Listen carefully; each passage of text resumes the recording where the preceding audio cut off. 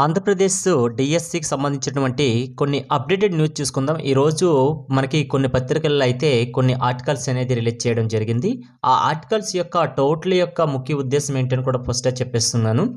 మనకి ఉగాది కల్లా job calendar release అవుతుందని స్వయంగా మన విద్యాశాఖ మంత్రి గారైన నారా లోకేష్ గారే మనకి అసెంబ్లీలో చెప్పడం జరిగింది. దాని ప్రకారంగానే జాబ్ క్యాలెండర్తోని మనకి డిఎస్సి కూడా వచ్చే అవకాశాలు ఉంటాయి కూడా మనకి ఇండైరెక్ట్గా చెప్పడం కూడా జరిగింది. అయితే ప్రజెంట్ అయితే కొన్ని జిల్లాలకు సంబంధించినటువంటి సుమారు కొన్ని వేకెన్సీస్ ఉన్నాయి అనేసి గవర్నమెంట్కి సమాచారం పంపించారండి. ఆ డిస్ట్రిక్ట్కి సంబంధించినటువంటి మనకి డిస్ట్రిక్ట్ ఎడ్యుకేషన్ ఆఫీసర్స్ అయిన డిఈఓ గారు.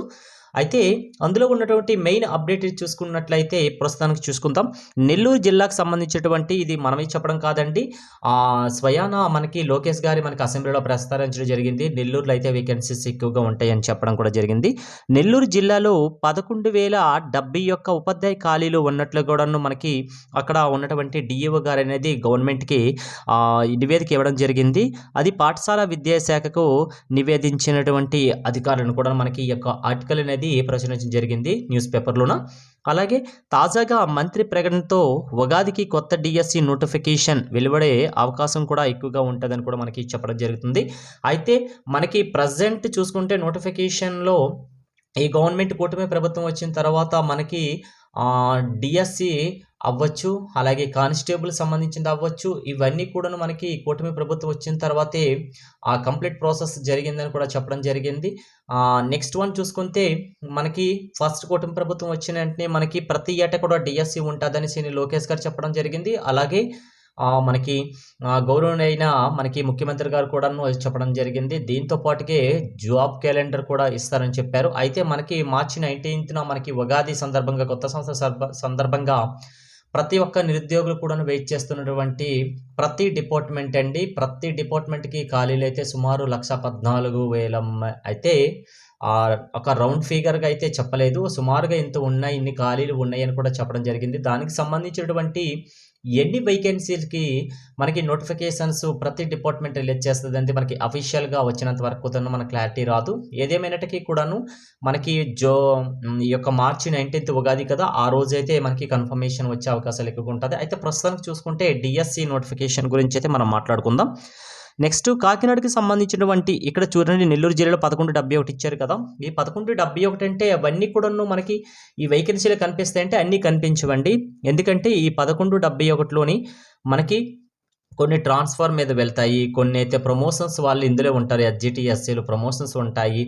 అలాగే కొందరు వేరే దీని ద్వారా కూడా మనకి అన్ని వేకెన్సీలు ఫిల్ చేస్తారంటే అది మనకి అఫీషియల్గా రిలీజ్ అయినంత వరకు కూడా ఏది చెప్పలేమండి. ఎందుకంటే మే 31వ తేదీ వరకు అయితే రిటైర్మెంట్స్ ఉంటాయి. అయితే ఈ రిటైర్మెంట్స్ ఎవరెవరైతే అవుతున్నారో వాళ్ళకి ముందులే మనకి నోటిఫికేషన్ చేస్తారా, లేకపోతే ఒకసారి టెంపరీ మనకి ఒకసారి రిలీజ్ అయింది కదా నోటిఫికేషన్, జూన్లో రావడానికి అవకాశం ఉంటుంది. మరి అప్పుడు అది ఇస్తారంటే అది కూడా క్లారిటీగా లేదు. అయితే రీసెంట్గా మనకి అసెంబ్లీలో లోకేష్ గారు మాట్లాడిన విధానం బట్టి చూస్తే మనకి నోటిఫికేషన్ అనేది జాబ్ క్యాలెండర్తో పాటు ఇస్తామన్నట్టుగా మాట్లాడారు. అయితే చూడాలి నోటిఫికేషన్ అనేది ఉగాదికి డిఎస్సిది వస్తుందా లేదంటే. అయితే రిమైనింగ్ నోటిఫికేషన్లు కూడా రిలీజ్ అవుతాయా లేదనేది ఉగాది వరకు అయితే ప్రతి ఒక్కరు కూడా వెయిట్ చేయాల్సిన విషయమే. అయితే వెయిట్ చేయకంటే మన యొక్క ప్రిపరేషన్ అనేది కంటిన్యూ చేసుకుంటే సో బెటర్. కాకినాడకి సంబంధించినటువంటి ప్రస్తుతం అయితే కొన్ని వేకెన్సీలు చూసుకుంటే స్కూల్ అసిస్టెంట్లు 498 అని ఇవ్వడం జరిగింది. అలాగే ఎస్జిటిలో 328 ఉన్నట్లు సమాచారం. వీటిలో కొన్ని పదోన్నతులు అంటే ప్రమోషన్స్ కూడా ఉంటాయి. ఎవరెవరికి ప్రమోషన్స్ ఇవ్వాలి, అది వాళ్ళ యొక్క టీచింగ్ ఎక్స్పీరియన్స్ బేస్ చేసుకొని వాళ్ళు నెక్స్ట్ ప్రమోషన్స్కి వెళ్తారు.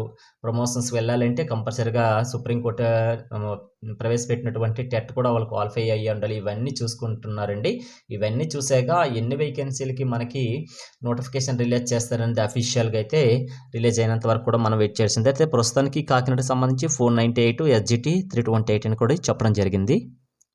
అలాగే విశాఖపట్నంకి సంబంధించిన ఉమ్మడి విశాఖ జిల్లా నుండి అనకాపల్లి అలాగే అల్లూరు జిల్లాల్లో చూసుకున్నట్లయితే సుమారుగా స్కూల్ అసిస్టెంట్లకు సంబంధించినటువంటి 230 అని చూపించడం జరుగుతుంది. అలాగే ఎస్జిటీలకు సంబంధించినటువంటి 190 అనేసి ఉన్నట్లు సమాచారం. అయితే ప్రమోషన్స్ ఇందులో ఉంటాయండి. ప్రతి జిల్లాకు సంబంధించినటువంటి ప్రస్తుతం ఒక సుమారుగా చెప్తున్న కదా నెంబరు, ఇవన్నీ కూడా మనకి నోటిఫికేషన్లో వేకెన్సీ కనిపిస్తాయంటే కనిపించవు, 100% కనిపించవు. ఎందుకనే విషయం చూసుకున్నట్లయితే వాళ్ళకి ప్రమోషన్స్ ఇస్తారు. ఆల్రెడీ ప్రీవియస్‌గా 2 మంత్స్ బ్యాకే మనకు చెప్పడం జరిగిందండి.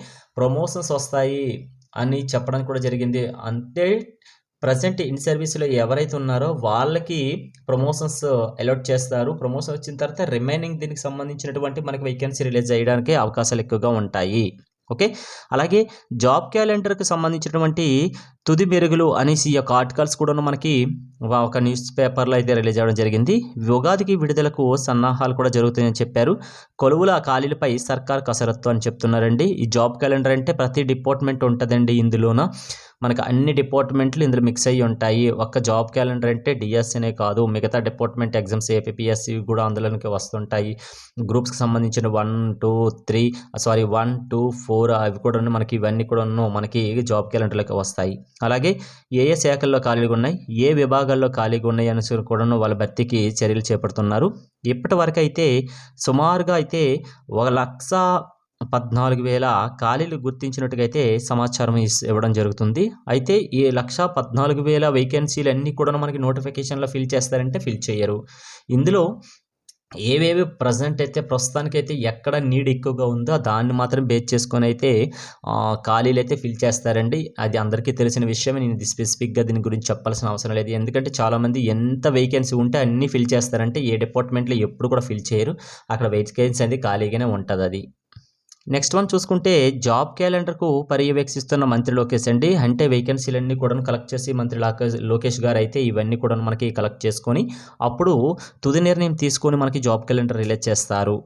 అలాగే ప్రస్తుతానికి ఒక్కొక్క జిల్లాలో సుమారు ఖాళీలు చెప్పడం జరుగుతుంది కదా! అయితే అఫీషియల్‌గా ఇంకా ఎటువంటి సమాచారం లేదండి. అఫీషియల్‌గా ఈ జిల్లాలో ఇన్ని వేకెన్సీ ఖాళీగా ఉన్నాయి. ఇప్పుడు ప్రెజెంట్ అయితే డీఈఓ గారు ఆ జిల్లాకు సంబంధించినటువంటి వేకెన్సీ లిస్ట్ అనేది వాళ్ళు హెడ్ ఆఫీస్‌కి పంపిస్తున్నారండి. హెడ్ ఆఫీస్ అనేది ఎక్కడెక్కడ నీడు, ఎక్కడెక్కడ మస్ట్ అండ్ షుడ్ బి అన్నట్టుగా అయితే అవన్నీ కలెక్ట్ చేసుకొని అఫీషియల్‌గా మనకి నోటిఫికేషన్ రిలీజ్ అయినంత వరకు కూడాను ఏ జిల్లాలో ఎన్ని వేకెన్సీలు ఉన్నాయో తెలీదు. అయితే సుమారుగా వీళ్ళు పంపించి లిస్ట్ పంపిస్తున్నారు కంటే రిటర్న్ ఎంత ఫిల్ చేస్తారనేది అయితే ఎవరికాడ లిస్ట్ ఉండదండి ప్రస్తుతానికైతే.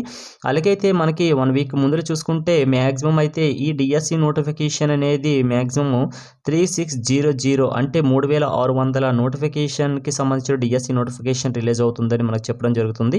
అయితే 2026లో చూసుకున్నటువంటి రిటైర్మెంట్ వాళ్ళు చూసుకుంటే 9,500 అని చెప్పేసి మనకి ఒక 1.5 మంత్ బ్యాక్ అయితే చెప్పడం జరిగింది. అలాగే వేకెన్సీలు అయితే మనకి 10,000 ప్లస్ ఉంటాయి. ఈ యొక్క డిఎస్సి నోటిఫికేషన్లు అయితే చెప్పడం జరిగింది. ఇక్కడ 10,000 నోటిఫికేషన్సా లేకపోతే ఈ 3,600 ప్లస్ నోటిఫికేషన్సా అనేది మనకి అఫీషియల్‌గా రిలీజ్ అయినంత వరకు అయితే ఎటువంటిది కూడాను నేనే కాదండి ఎవ్వరు కూడా చెప్పలేరు.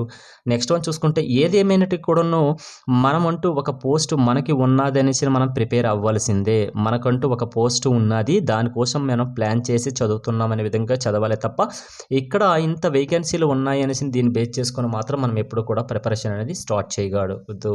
Okay. Wish you all the best. Thanks for watching.